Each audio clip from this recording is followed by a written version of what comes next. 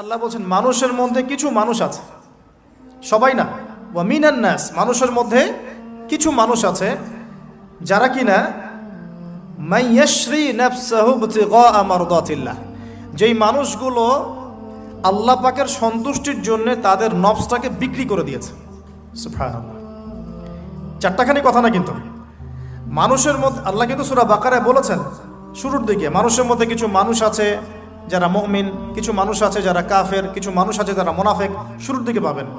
এখানে আল্লাহ পাক বলছেন মানুষের মধ্যে কিছু মানুষ আছে যারা তাদের নফসটাকে আল্লাহর সন্তুষ্টির জন্য বিক্রি করে দিয়েছে। সুবহানাল্লাহ, মানে তাদের জীবনের মূল থিমটাই হচ্ছে আল্লাহ পাকের সন্তুষ্টি অর্জন করা।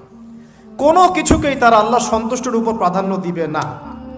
যদি কোটি টাকার অফার আসে হারাম, সে সেটা রিজেক্ট করবে, আল্লাহ নারাজ হবে। একটা সুন্দরী মেয়ে যদি জেনার অফার করে, সে রিজেক্ট করবে, কারণ সে আল্লাহকে ভয় করে।